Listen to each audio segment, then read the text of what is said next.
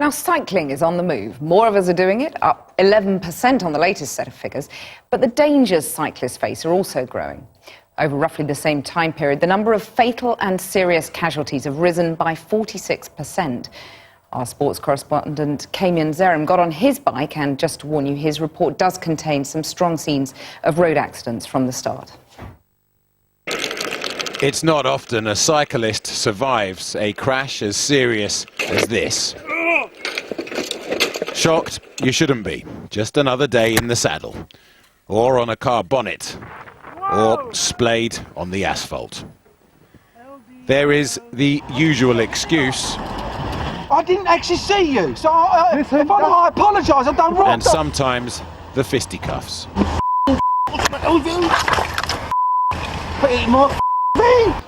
The driver of this white van didn't even go to court for this assault. He was let off with a police caution.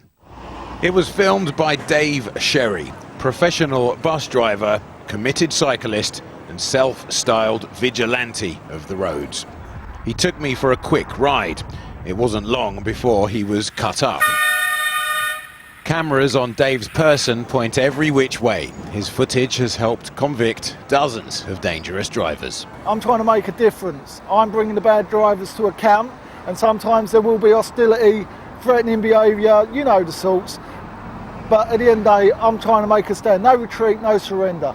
Statistics suggest nationwide cycling isn't getting safer, it's getting more dangerous. Since the Olympics, bike use in the UK has soared. But even professional racers feel nervous on the road. I have felt unsafe at times. I mean, I've been hit a few times, but I guess for me it's just one of those things because I am a bike rider. I think for people who commute it's a bit more scary. Snaking through the country's accident hotspots is not for the faint-hearted. Do you get scared riding on London's roads? A little bit, yeah, just use common sense. But yeah. What scares you? Big trucks or people that don't know where they're going, so... Have you had any close calls? One or two. Elephant and Castle roundabout in South London is one of the most dangerous, if not the most dangerous roundabout in the country. There are no cycle lanes, let alone segregated ones. It is not a lot of fun. So, how do we make the nation's roads safer, especially for would-be cyclists who are currently too scared? The new Infrastructure Act requires government to integrate cycling and walking with the wider transport network. The three main parties pledge differing amounts of money, the Lib Dems promising the most, while regionally London leads the way. The Mayor's office is spending hundreds of millions on redesigned roundabouts and segregated cycle paths, and the long-term stats for the capital show that relative to the increased number of cycle journeys, here deaths are on the way down. At the moment, almost a quarter of all traffic on the roads in the morning rush hour in central London is bikes. In terms of vehicle numbers? 24% of vehicles on the roads in central London in the rush hour are bikes. And they get nothing like 24% of the road space provision. But it's not just about changing the roads, it's about how we use them, in particular heavy goods vehicles. In London, they make up just 4% of traffic, yet account for half of fatal accidents involving bikes. From the security of a cab, it is astonishing just how invisible bikes are. The haulage industry say they're introducing new full visibility cabs. And why blame drivers, they ask, when cyclists routinely flout traffic rules? One-way street. Wrong way, down a one-way street. Mounting the pavement.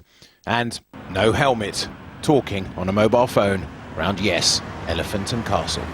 It annoys me to a certain extent because it's like I'm trying to be aware of my surroundings. I'm trying to do my job as best as I can. Yeah. And a cyclist is not even paying any attention, or they're not looking out for their own safety. If there is an accident or something, it's always look at the lorry driver first. And then there's traffic signals. Bow Roundabout, currently being redesigned, for it is a notorious intersection. One morning 3 years ago, Brian Dorling, on his bike, chanced a red light, as did the driver of a tipper truck. Brian died at the scene.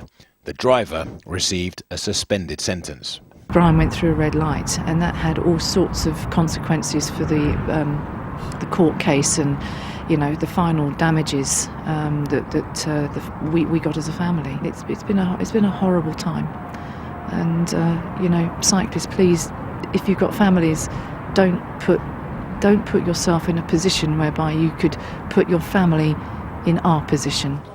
Earlier this week, there was a die-in, a vigil, to remember another dead cyclist. Mother of two, Claire Itier Abadi. The fourth this year killed by an HGV in the capital. Whatever the long-term trend, so far it's well above the monthly average. It is rare indeed, for a collision that can send a bike 15 feet into the air to end in anything but serious injury or death.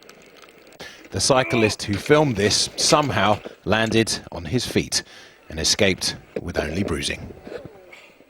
Kami and Sarah reporting. We're joined now by Nicola Branch from the Stop Killing Cyclists campaign, who's just arrived on her bike, and by Steve McNamara, head of the Licensed Taxi Drivers Association, who's previously described cyclists as the ISIS of the roads. That's pretty extreme, isn't it? Didn't actually say that, John, but I mean, don't let the truth get in the way of a good soundbite. Well, I gathered you wanted to soften it. You rather regretted saying it. No, I didn't regret saying it. What I said at the time was, as a result of us questioning the sensibility of spending nearly £1 billion on cycling in London, we're all for segregated cycling lanes, absolutely the way to go. My members want segregated cycling.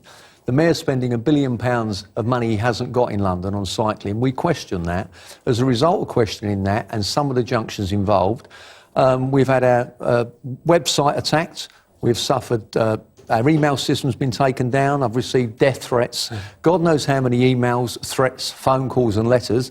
They're the people I refer to as the ISIS. Well, and that's part of that is about the social network, which we'll be discussing later in the programme. But they're the loonies I refer to as ISIS, not cyclists. There is clearly trouble between cyclists and the motor car industry on the roads. And part of it, surely, is the cyclist's fault. Red lights, riding on pavements, exactly as was reported in that report. Yeah, they're very typical stereotypes. You don't shoot red lights? No, I don't, John. I don't shoot red lights. But in fact, the amount of times that I see vehicles or people driving vehicles going through red lights, somebody actually put a tweet on yesterday with regards to they saw a cyclist go through a red light. Well, I've seen a car go through a red light. I know that if I was to be hit by a cyclist or to be hit by a car, I know what I would survive. But in truth, it's not the black cab that is threatening cycle safety. Above all, surely it is, in fact, trucks, and they represent 4% of the traffic on the roads. Correct. And in fact, as part of Stop Killing Cyclists, I'm one of the co-organisers of the vigils that you saw there.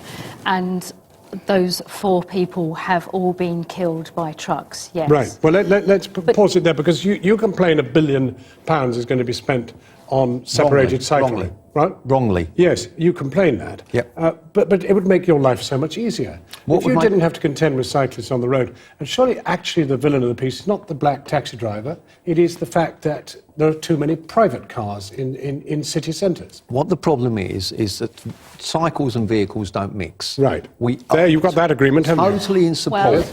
We are totally in support of segregated cycling. Well, hang on a minute. Let's just check. You don't agree with that? Well, it's not that we're basically people. You don't want segregated cycleways? I want protected cycleways, which is slightly different. I want the model that they have in Holland. Everyone thinks, oh, Holland, it's always been like that, but actually it hasn't been. In Holland, many children were being killed on the roads, and until the 1970s, when people on bicycles got together and they had their protests, their die-ins, and they stopped local authorities from functioning, that's when the changes were made, and that is what we want. That's the fundamental problem. The fundamental problem is London is the greatest city on the planet. We're competing with the likes of New York and Tokyo. You cannot implement a system in London identical to the one in Amsterdam or many small Dutch provincial towns. Holland is a great country, Amsterdam's a great city. Systems that work there will not work in London. We haven't got the road space for one. We've got... Well, it would have if you got rid of private cars, which would surely boost your fares. Look, If you're going to take cars off the road, I'm all for it. But let's be honest, that isn't happening. What is happening is that we need segregated cycleways. But contrary to what Andrew Gilligan told you on there, that cyclists make up 24%, what he's talking about is a cycle count taken on a spring April morning for 2 hours. Cyclists make up 2% of commuters in London. Cycling activists are batting way above their weight. So I'm not really sure where Steve has got his statistics from. I mean, I cycle. I'm not a fair-the-weather cyclist. I've been cycling in London for over 20 years. But in the end, throughout, you know, the winter, and many cyclists do. But and I sadly, on the heels of a debate about the deaths of cycles, I can't get the two of you to agree that there should be segregated, totally segregated cycleways. Well, I want protected, but I would actually like Steve to come cycling with me. But I think Steve is too scared to come cycling with me. Many people are too scared. Let's leave that challenge in the air and we'll see whether he does. I'm going to have to pause you there because unfortunately we've run out of time. But thank you both very warmly for coming in.